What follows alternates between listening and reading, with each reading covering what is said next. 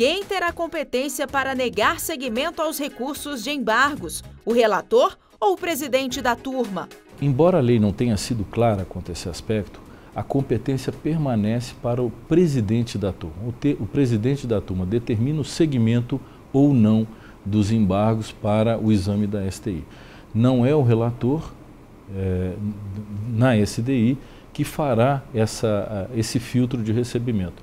Não há incompatibilidade e a nossa resolução que regulamentou a lei, ela já especificamente fez essa previsão. Olha, o despacho continua valendo a previsão do regimento interno do tribunal, que compete ao presidente da turma. E isso tem uma importância porque o presidente compõe a SDI e ele sabe qual é a jurisprudência que a SDI tem praticado. Por isso mesmo é indispensável que ele seja realmente o filtro para a admissibilidade dos recursos de embargos para a STI.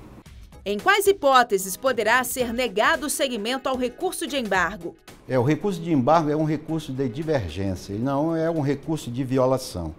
Então, o relator poderá negar seguimento nas hipóteses previstas em lei quando a decisão recorrida estiver em consonância com súmula do TST, do Supremo Tribunal Federal ou com orientação jurisprudencial do TST, cabendo a ele indicar. Isso é pressuposto intrínseco, ou seja, a matéria já está pacificada, mas também pode denegar seguimento por ausência de pressuposto extrínseco, que é de admissibilidade do recurso, como, por exemplo, intempestividade, deserção, irregularidade de representação ou ausência de outro pressuposto que enseje a não admissibilidade do recurso por falta desse requisito. Em quais hipóteses os autos deverão retornar à instância anterior antes do julgamento do recurso? Primeiro é preciso que fique claro que somente as decisões proferidas nos tribunais regionais, cujos acórdãos tenham sido publicados após a lei, é que haverá incidência da 13.015. E, havendo divergência interna no tribunal, nessa hipótese, se o presidente do tribunal, quando despachou a admissibilidade, ou o vice-presidente não atentaram para esse aspecto, e o advogado sustenta nas contrarrazões a existência de divergência, automaticamente o processo voltará para a uniformização. Caso nenhum deles tenha se atentado, o ministro relator do processo, a quem coube por distribuição, aqui verificando a existência da divergência, isso basta que ele faça uma consulta pela internet, mas uma divergência atual. Não é que tem um acórdão de 5 anos atrás e um acórdão de hoje e com isso se configure. Uma divergência atual. Nesse ponto ele determina o retorno dos tribunais para que retorno ao tribunal para que ele uniformize aquela questão, aquele capítulo do recurso. Em quais hipóteses poderá haver afetação de julgamento ao tribunal pleno? Em hipóteses de questões relevantes que a critério da SDI 1 do tribunal possa ser resolvida para aplicação em casos semelhantes. É o chamado recurso repetitivo, em que haverá o sobrestamento dos demais processos que estejam no TST ou nas instâncias ordinárias, porque a partir daí, então, será dada uma decisão paradigma que servirá de parâmetro para cotejo com as decisões dos tribunais regionais do trabalho. Se o acórdão recorrido for contrário a esse acórdão paradigma, então será aplicada a jurisprudência do paradigma. Se for conforme essa decisão, será denegado seguimento ao recurso de revista ou ao recurso de embargos. Quando a turma entender que determinado recurso é repetitivo, qual procedimento deverá ser adotado? E uma vez chegado na turma um recurso de revista que encerre uma matéria de cunho repetitivo, a própria turma poderá instalar ou instaurar a provocação do procedimento recurso repetitivo, que será encaminhado à SDI e lá sorteado um relator. E a sessão irá decidir, a sessão da SDI, sessão de dissídios individuais, irá decidir se o processo terá o cunho repetitivo. Uma vez decidido pela sessão de dissídios individuais ou o tribunal pleno, dependerá naturalmente da relevância da matéria, não é mesmo?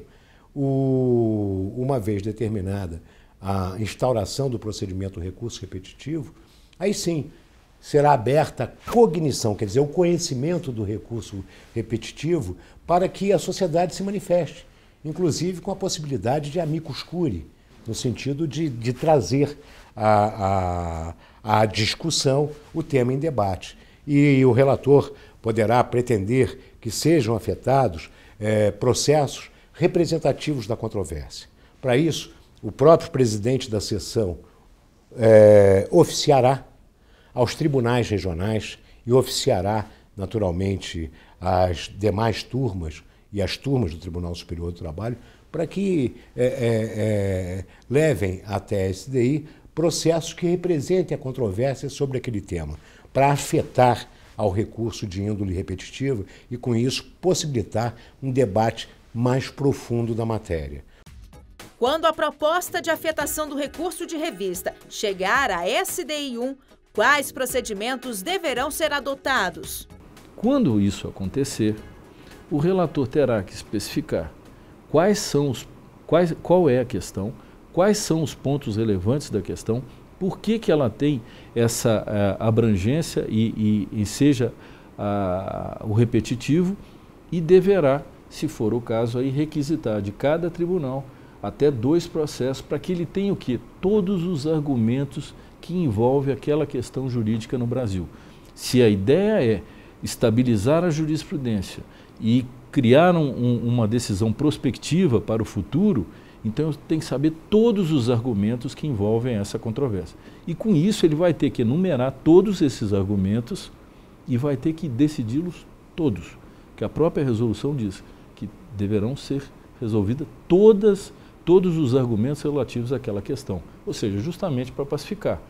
Por que todos esses argumentos deverão ser relacionados para efeito de exame? Porque será dada, inclusive, vista aberta às partes e ao Ministério Público para que eles possam também opinar. Mas por que é preciso estabelecer esse rol de argumentos oriundo de todos os tribunais e das decisões que interpretaram a matéria? Porque quando se fixar esse precedente, se no futuro houver uma questão de fato que não foi apreciada, ou uma questão de direito não abordada nessa decisão, ela pode ensejar uma nova discussão por esses 2 fundamentos. Que o precedente vai ser a composição dos argumentos jurídicos que levaram à formação daquele precedente. Então, eu tenho que ter alinhados todos eles para que, se algo novo surgir, ele possa ser questionado novamente. Não é porque surgiu uma questão nova, um fato ou uma questão jurídica diversa, que eu digo assim, essa matéria já foi resolvida. Não, eu vou ter que enfrentá-la. Ela vai ter que ser apreciada. A quem compete determinar a suspensão dos recursos interpostos contra as sentenças em casos idênticos aos afetados como repetitivos. No caso de sentença, será o presidente do Tribunal Regional do Trabalho de origem, onde houver o recurso repetitivo e sobrestado. Ele é que deverá determinar a suspensão para evitar decisões conflitantes. Quais procedimentos o relator poderá adotar antes de proferir decisão de afetação dos recursos repetitivos selecionados? Além desses que eu mencionei, que ele vai ter que definir fundamentadamente quais são os argumentos, qual é a questão efetiva, ele poderá também promover a requisição de até 2 processos de cada tribunal e também, se for necessário, promover audiência, algum tipo de instrução que possa levar o melhor conhecimento da questão sob exame. Inclusive uma audiência pública, se ele achar necessário. Em quanto tempo os recursos afetados deverão ser julgados? A regulamentação que o TST realizou a respeito da Lei 13.015 de 2014, ela coloca um prazo limite para que esses recursos que forem afetados ou à SDI1 ou ao Pleno sejam efetivamente julgados. E esse prazo é de 1 ano no máximo. O que ocorre se o julgamento não for realizado dentro do prazo? Ao passar do período de 1 ano, os processos afetados voltarão a estaca zero, como se não tivesse havido a suspensão.